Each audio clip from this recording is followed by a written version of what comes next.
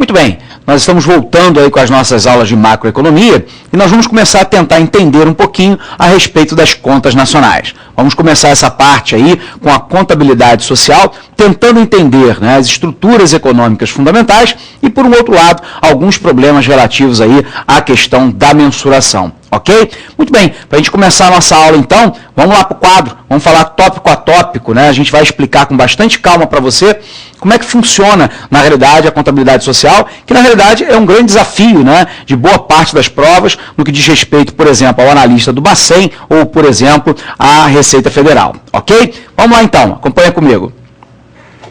Muito bem, a gente tem alguns tópicos aqui para discussão importante para nós iniciarmos a nossa aula no dia de hoje. E, na realidade, nós vamos começar falando para vocês a respeito de contabilidade nacional, alguns conceitos que são absolutamente básicos. Quero que vocês não se preocupem, na realidade, com as identidades macroeconômicas fundamentais, porque nós vamos voltar a ela, né, ao longo do nosso curso, fazendo um grande resumão para você. Vamos também, então, falar dessas identidades macroeconômicas. Vamos falar um pouquinho a respeito das contas nacionais, a estrutura básica, né, dessas contas. Contas nacionais, novamente, só que agora sobre uma outra ótica, né, que é o conceito dos problemas de mensuração. E aí vamos analisar também um pouquinho sobre o histórico, né, das contas nacionais dentro do nosso país. Muito bem, para começarmos a nossa aula, então, né, a gente tem que tentar compreender que, na realidade, a contabilidade social, né, é um sistema de agregados estatísticos que, obviamente, registra a atividade econômica global de um país, no nosso caso o Brasil, né, num período determinado de tempo. Normalmente, esse período determinado de tempo se relaciona a um ano. Embora nós possamos, né, também trabalhar com outros agregados de maneira mais fragmentada, pegando, por exemplo, trimestres, quadrimestres ou semestres. Mas o normal é que nós o façamos, né, sob o ponto de vista anual. Eu quero te lembrar, então, que os sistemas de contas nacionais, eles constituem, então, um instrumento absolutamente indispensável para a análise macroeconômica. Se nós falamos numa das nossas primeiras aulas, né, que a macroeconomia lida a respeito dos agregados nacionais, a mensuração correta e a análise desses agregados nacionais se faz exatamente pelo sistema de contas nacionais. Ok? Beleza. A gente sabe, então, que no sistema econômico que nós vivemos, e aí nós estamos falando, obviamente, da contabilidade social do Brasil, e, portanto, nós estamos falando de um sistema, né, capitalista, de uma economia aberta, né, tudo o que pode ser avaliado monetariamente, tudo pode ser avaliado monetariamente, de modo que a imensa gama, né, dos mais diferentes bens produzidos dentro da sociedade e também os serviços, né, possa ser transformada em algo da mesma substância. Ou seja, que a gente possa quantificar isso em termos de moeda ou ainda em termos de dinheiro. Então, a questão fundamental é que, na realidade, a contabilidade social vai nos permitir avaliar monetariamente, né, toda a produção de bens e serviços da nossa sociedade. Se assim é, a gente vai se recordar, então, que a primeira identidade macroeconômica que nós vamos criar aqui é a identidade de produto. E aí nós vamos ter lá produto igual a PI, QI. E aí a gente tem que identificar o que é que nós estamos falando, né? PI, então, vai ser o preço médio do produto. Por um outro lado, o QI, o bem ou o serviço. E aí você se recorda que I será igual a bens e serviços finais. Exemplo, né? I é igual a 1, 2 ou N. E aqui é importante, né, que a gente considere apenas bens ou serviços finais. Por que disso? Para não fazermos uma contabilização dupla, né, de um mesmo elemento, de um bem ou de um serviço. Portanto, na realidade, somente os bens e serviços acabados serão contabilizados. PI, QI, então, será igual ao valor da produção, né, do setor I. Muito bem, essa primeira identidade contábil, né, permite, então, que a gente comece a tentar entender a contabilidade social a partir da realidade de duas grandes operações. Então, a troca implica sempre duas operações. Uma bastante óbvia, que será a compra, e a outra que será a venda. Quero te lembrar que elas são o inverso uma da outra, mas que do ponto de vista analítico conformam uma identidade, já que uma não pode existir sem a outra. E aqui nós temos uma razão óbvia: não há venda sem que ocorra a compra e não há compra sem que ocorra a venda. Da mesma forma, a gente sabe que não pode ocorrer uma compra sem que haja uma venda. Também não pode haver, portanto, uma produção que não constitua um dispêndio, ou seja, uma despesa. Não há a possibilidade de geração de qualquer tipo de produção sem que haja, obviamente, uma despesa, um dispêndio para que ela seja realizada. E não seja automaticamente, simultaneamente, um gerador de renda dentro de um sistema econômico qualquer. Isso nos permite estabelecer a identidade entre o produto de um lado, do outro lado, o dispêndio, ou seja, a despesa gerada, e por outro, a identidade relativa à renda.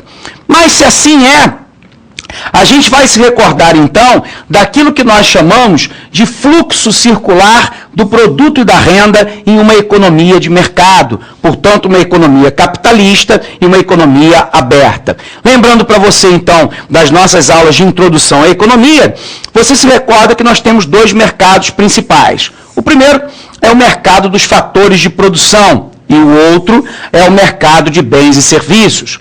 Mas nós temos também, de um lado, as famílias, que são aquelas que são detentoras, né, dos recursos produtivos, e do outro lado, as empresas, né, que são as geradoras da oferta de produtos. E aí, lembrando o nosso círculo, então, nós vamos observar que, na realidade, as famílias fazem a oferta dos fatores de produção e recebem, em contrapartida a isso, na realidade, a renda. Por um outro lado, nós sabemos que as empresas, sob o ponto de vista da ótica sempre do mercado de fatores de produção, é aquele que é demandante dos recursos produtivos, dos fatores produtivos, e, portanto, né, a aquisição desses fatores representa para a empresa um custo.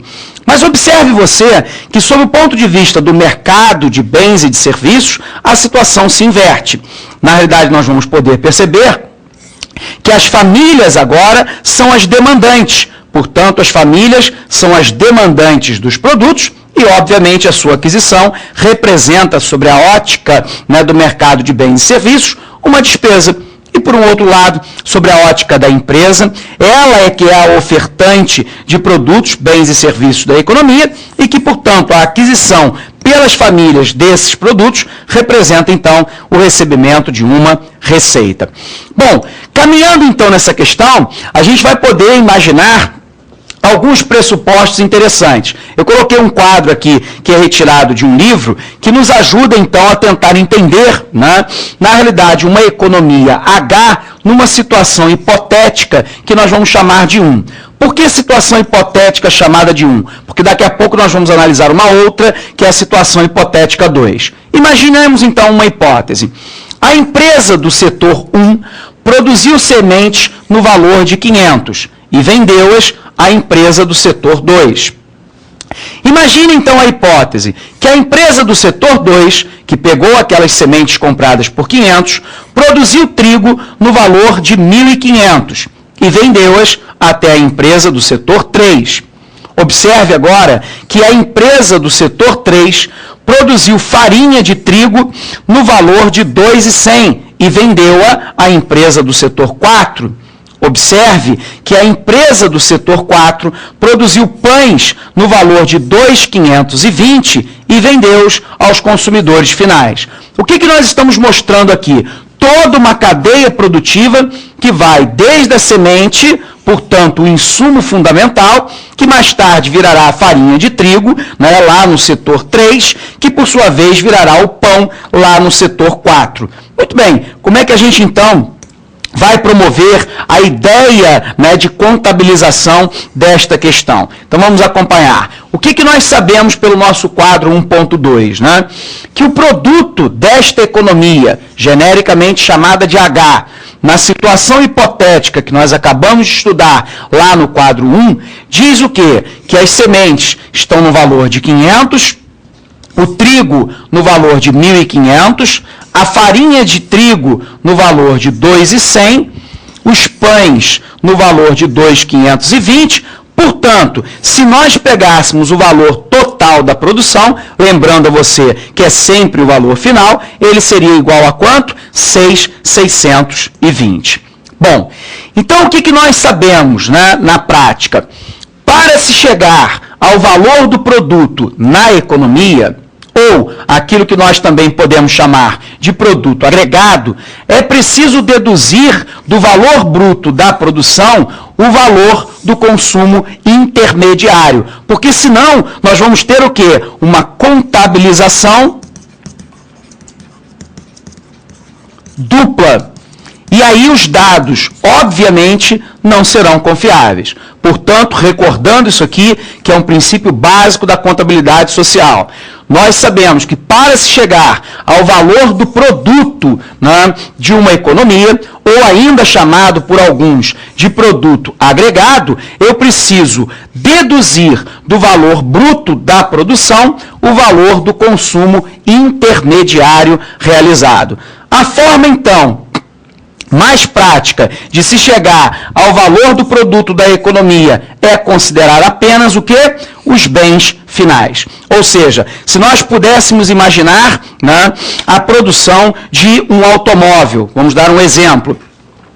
Imaginemos comigo que nós tenhamos lá a produção de um automóvel. Nós sabemos que toda a cadeia produtiva do automóvel vai desde o minério de ferro, a fabricação da chapa de aço, todos os componentes que são utilizados no carro, como pneus, vidros, estofamento, escapamento e amortecedores, mas que na realidade, para a gente ter uma noção clara, né, do produto final ou do produto agregado, o que eu preciso fazer? Retirar toda a cadeia intermediária e considerar apenas o valor do produto final, ou seja, do produto produzido que será efetivamente levado ao consumo. Se isso não ocorrer, nós teremos então uma contabilização dupla e isso obviamente mascara os dados, majorando, né, o produto agregado final, o que obviamente não é desejável por todos nós. Ok? Forte abraço para você então e até a nossa próxima aula.